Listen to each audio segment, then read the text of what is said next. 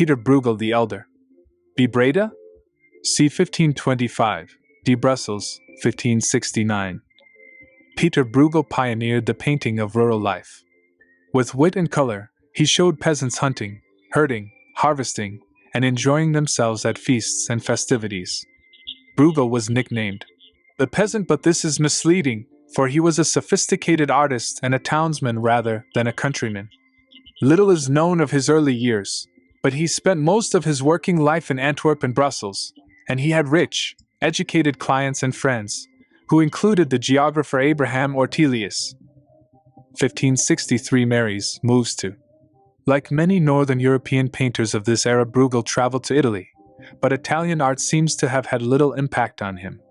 His lively, crowded scenes, full of frank, humorous observation, are the antithesis of the beauty and refinement of Italian Renaissance painting. Instead, he was more influenced by the alpine scenery he crossed on his way to Italy. As a result, mountains and rocky crags appear in the landscapes he painted of the Low Countries. Lifeline. 1551 becomes a master in the Antwerp Painters Guild, c. 1552-54 visits Italy, traveling as far south as Sicily, 1555. Returns to Antwerp, where he designs engravings for print publisher Jerome Koch, 1563 moves to Brussels, and begins to work primarily as a painter, 1565 commissioned to paint the months, 6 paintings showing the seasons, 1569 dies in Brussels, leaving 2 infant sons, Peter the Younger and Jan, who both go on to be painters. The parable of the blind in one of his last paintings, Bruegel uses dark humor to illustrate Christ's warning. And if the blind lead the blind, both shall fall into a ditch. Point 1568. Tempera on canvas, 86 by 154 centimeters, Museo Gallery Nazionale di Capodimonte, Naples, Italy. Children's games in this scene, hordes of children run amok in a town. The moral of the picture, if there is one, is unclear. Is Bruegel celebrating the innocent and imaginative, if at times cruel, behavior of these children? Or is he using the children as a metaphor for the irresponsibility and folly he sees in the adult world? 1560, oil on wood, 118 by 161 centimeters, Kunsthistorisches Museum, Vienna, Austria. Diagonal composition by using a vista down the street and setting up a strong diagonal from the bottom left to the top right. Bruegel helps pull us into the picture. The restless activity of the town is balanced by the tranquility of the Flemish countryside in the top left corner. Girl playing. With a top in the foreground, a girl bends over to play with a spinning top. Next to her, another girl bangs a drum and bursts her lungs playing a pipe. Acrobatic boy. In a topsy-turvy world, in which children have taken over, Bruegel shows 2 boys literally upside down. Setting their comical body positions against a plain wall helps attract the eye to their japes. Landscape with the fall of Icarus, who flew too close to the sun, appears almost incidental in this scene. While our eye is pulled to the left, from plowman to horse to distant coastline, Icarus falls into the sea in the bottom right corner. c. 1558. Oil and canvas, 74 x 112 centimeters, Musées Royaux, Brussels, Belgium. The Adoration of the Kings. This painting is remarkable for its naturalism. The figures are not idealized. Jesus struggles in the Virgin's lap. The Virgin has her face partially hidden, and the kings appear almost as caricatures. The king to the bottom left has an elongated figure, characteristic of the Mannerist style, which makes him look awkward and discomfited. 1564, oil and oak panel, 112 by 84 centimeters, National Gallery, London. Hunters in the Snow, January. This is one of a series of 6 paintings, entitled The Months. The viewer's eye travels from the hunters' dogs and trees to the people skating on the ice, and ultimately to the mountainous background. This is an example of Bruegel including alpine scenery in a scene supposedly set in the Low Countries. 1565, oil and panel, 117 by 162 centimeters, Kunsthistorisches Museum, Vienna, Austria. During his trip across the Alps, Bruegel swallowed all the mountains and rocks and spat them out again, after his return, onto his canvases and panels. Karel van Mander, Flemish writer and painter. Jan van Scorel. Scorel, near Elke Meijer, 1495. D. Utrecht, 1562. Jan van Scorel was one of the first artists to bring the ideas of the Italian Renaissance to the area we now call Holland. His best paintings show that he grasped the Renaissance sense of monumentality, achieved through the use of linear perspective. Furthermore, his figures have a sculptural solidity reminiscent of Andrea Mantegna, while his palette could be as colorful as the best of Venetian painting. Pope Adrian V acknowledged Scorel's devotion to Italy and its classical heritage by appointing him curator of the Papal Collection of Antiquities, a highly privileged position previously held by Raphael. Scorel was an amateur archaeologist, engineer, ecclesiastic, and cultivated man of letters as well as a painter of religious works and portraits. From 1524, he lived in the Low Countries, mainly in Utrecht. His pupils included Marten van Heemskerck and Anthonis. Lifeline. See 1512. His training probably includes brief period with Gossert in Utrecht. 1518 to 24 visits Italy and during this period makes pilgrimage to Holy Land. 1524 settles in Utrecht, where he spends most of the rest of his life. 1550 visits Ghent to restore Van Eyck altarpiece. Head of a girl. This unknown girl has a remarkably gentle expression and sadness. Undated. Kunsthistorisches Museum, Vienna, Austria. Adam and Eve in Paradise. This painting shows Van Scorel's mastery of atmospheric perspective. In the distance, the end's cape turns from green to blue and details become less distinct, helping create a great sense of recession. 16th century, Tempera on panel. Johnny van Haften Gallery, London, UK. Marten van Heemskerck.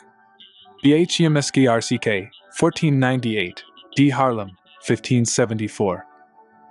Named after his birthplace in Holland, Heemskerck studied with Cornelis Willems and Jan Lucas in Haarlem, and briefly but more significantly under Jan van Scorel in Utrecht. In the early 1530s, Heemskerck lived in Rome, where he spent a lot of time sketching architecture, sculpture, and the paintings of Raphael and Michelangelo. His experience had a profound effect on his art. He adopted the muscle-bound figures and animated compositions of Michelangelo, and helped to popularize mythological subject matter in the Low Countries. He proclaimed his identification with Rome by painting a self-portrait in 1553 in front of the Colosseum, the timeless symbol of the eternal city. From 1548 onward, he also produced many designs for engravings. Lifeline. 1498. Born in Heemskerck, the son of a farmer, c. 1527-29. Studies with Jan van Scorel.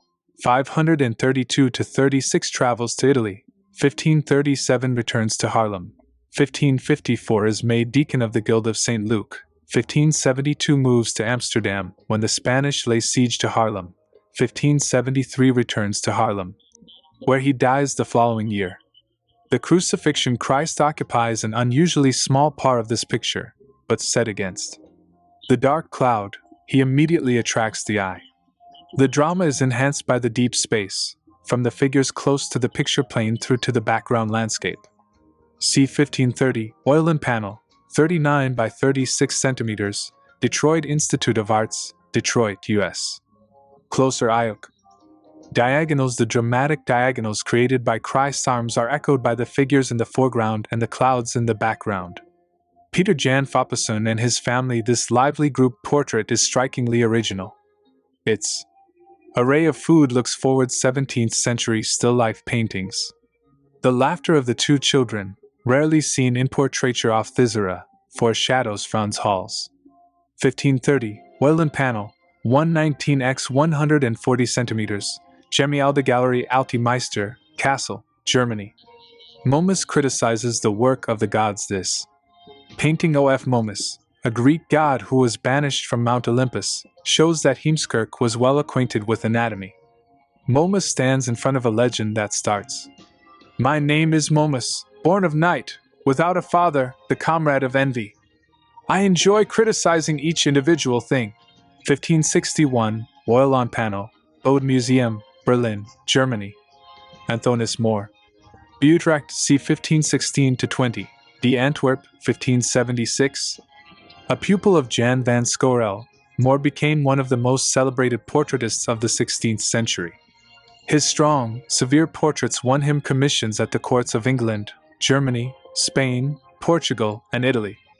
More's portraits often convey a penetrating insight into character, revealing not just the dignity and solemnity that befitted his royal and aristocratic sitters, but also pathos or thoughtfulness and even a faraway wistfulness.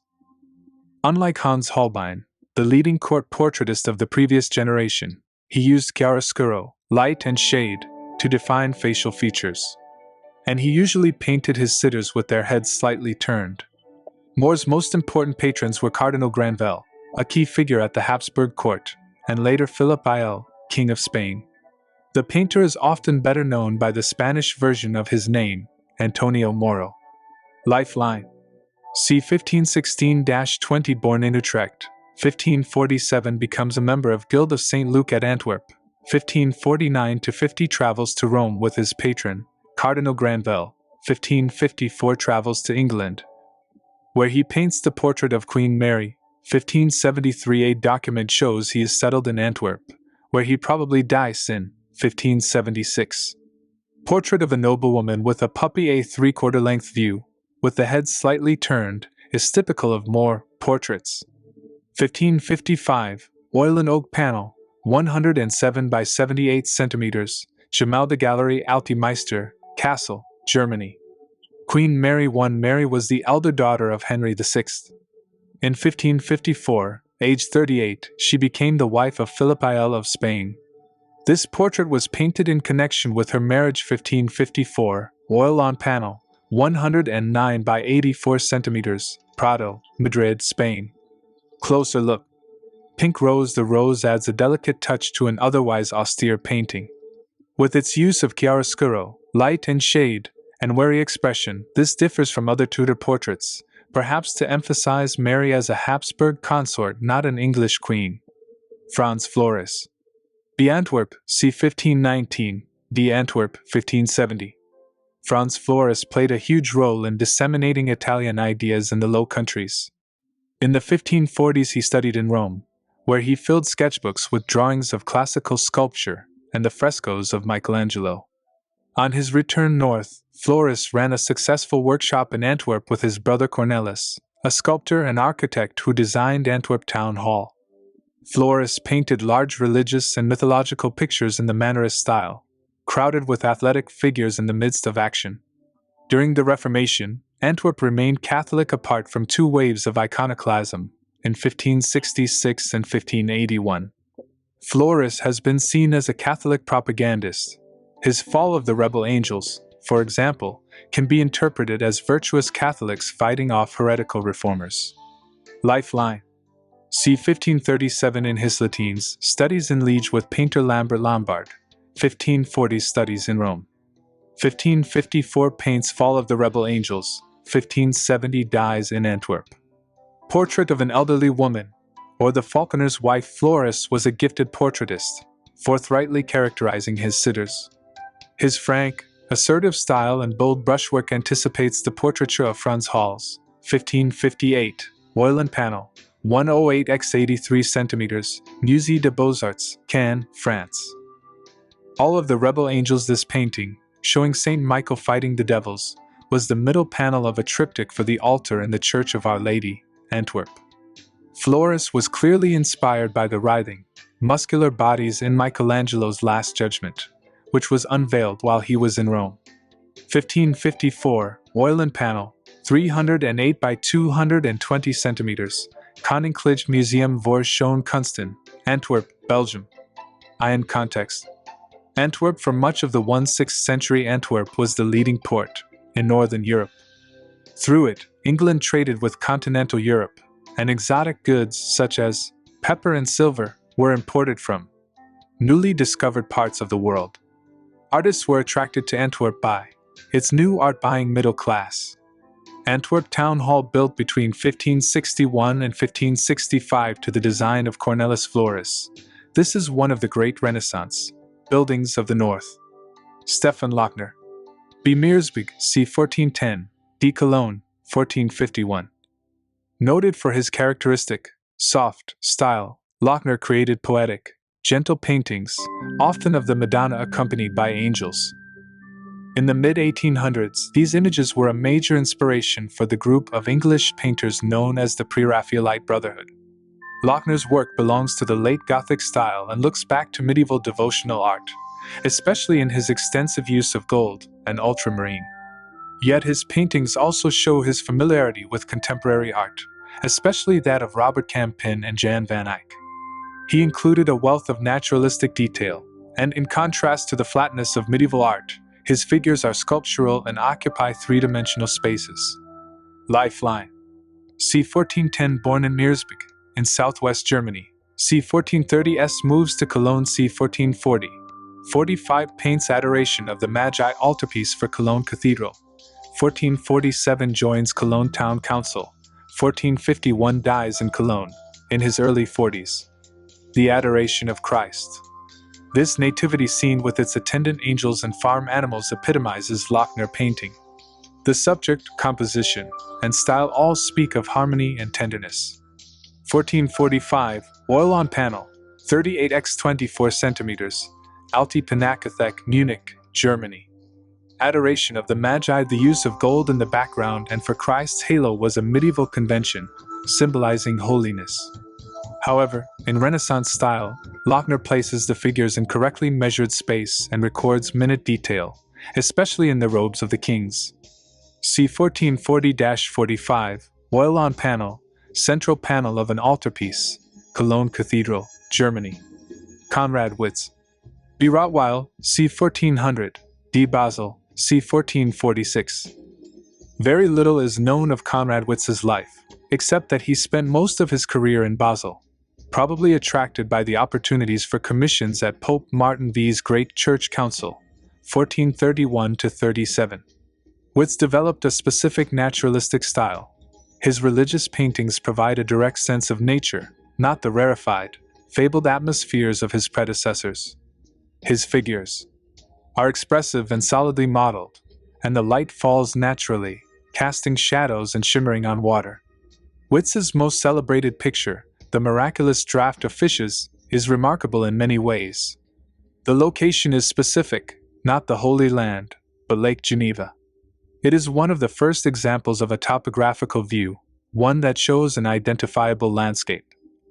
And Witz has ensured it is recognizable, defining the fields, houses, and trees, and the Savoy Alps in the background. Moreover, real people inhabit this real landscape. The disciples look ungainly, struggling with the tackle and oars, and the waiting St. Peter looks unstable, with his legs distorted below the water and arms held helplessly above it. Lifeline. 1400 born in Rottweil in southwestern Germany. 1434 becomes a master painter in the Basel Guild. 1435 marries Ursuline von Wangen. 1444 paints The Miraculous Draught of Fishes. c. 1446 dies in Basel, leaving a wife and 5 children. The Miraculous Draught of Fishes. Witz merges 3 stories: the miraculous catch of fish, Christ walking on water, and the resurrected Christ calling 7 disciples. 1444, oil on panel, 132 by 151 centimeters, Musée d'Art et d'Histoire, Geneva, Switzerland. Closer look. Water. The treatment of the water is remarkably naturalistic. The reflections of the architecture and light shimmer on its surface. In the foreground, by contrast, the water is translucent, revealing murky depths, with green slime and stones on the lake bed.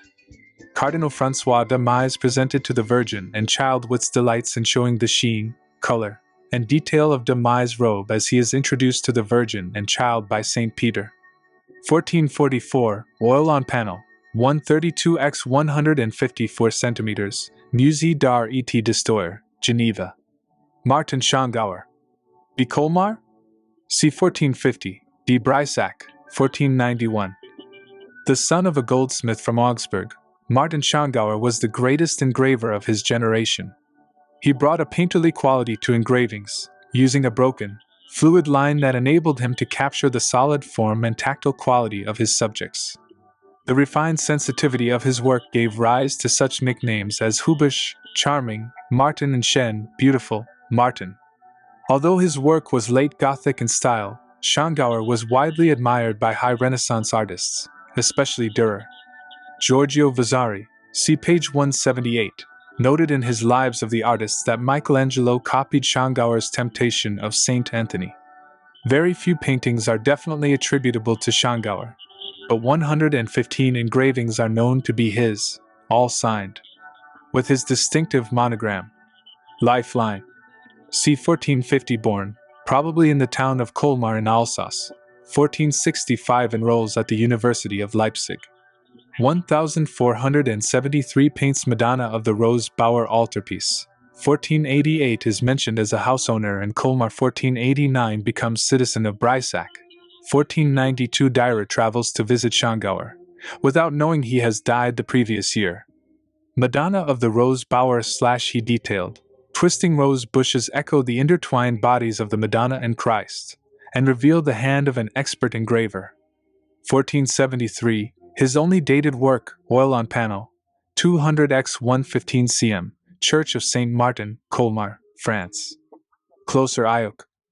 Contrasting forms. The solidity of the Virgin contrasts with the delicate background, which is like a tapestry of rose bushes filled with birds. The Temptation of Saint Anthony. Schongauer shows Saint Anthony, a Christian monk who fled to the Egyptian desert to escape persecution, assailed in midair by fantastic demonic creatures. C. 1475, engraving Uffizi, Florence. Michael Pacher. B. Bruneck? C. 1435, D. Salzburg, 1498. Both a woodcarver and a painter, Michael Pacher was one of the leading Austrian artists of the 15th century. While his sculpture is late Gothic in style, his painting is influenced by Italian Renaissance art, especially Andrea Mantegna. However, his rich narrative vein led him to a complex, inventive, and almost visionary painting style. One of the first German-speaking artists to master perspective fully, Pacher exploited this skill in his painting by using low viewpoints and depicting foreshortened figures close to the picture plane. His great work, the extraordinarily elaborate St. Wolfgang altarpiece, remains intact in the Salzburg church it was made for. Illustrating Pacher's skill as both a sculptor and a painter, it comprises 16 painted compartments, a central carved relief of the coronation of the Virgin, and an ornate crowning piece showing the crucifixion. The exterior wings show scenes from St. Wolfgang's life. The raising of Lazarus, from the St. Wolfgang altarpiece with its dramatically receding perspective, low viewpoint, and figures close to the picture plane, this painting shows an awareness of Italian art. But Pacher uses perspective to create an eccentric, multifaceted space in which the light seems to vibrate against the fantastic architecture. 1479-81, oil on panel, Church of St. Wolfgang, near Salzburg, Austria. The St. Wolfgang altarpiece this shows the coronation of the Virgin, flanked by paintings of the Nativity, top left, the circumcision, bottom left, the presentation of Christ in the temple, top right, and the death of the Virgin Mary, bottom right. 1471-81, pine and lime wood sculpture with oil on panel painting, center 390 by 315 centimeters, Church of St. Wolfgang, Salzburg, Austria. Iron context. Artistic crossroads. The Tyrol in the Alps, where Pacher spent most of his working life, was an important crossroads between Northern Europe and Italy. Pacher was a product of both cultures. His figures, for instance, are anatomically correct in line with Italian art, yet their features and intense expressions often owe more to Northern art. Pacher's precise perspectives show Italian influence, but he paints vernacular and Gothic architecture, rather than the classical buildings favored by Italian artists. The View Towards the Fenethal, Tyrol by James Vivian de Fleury, 1870.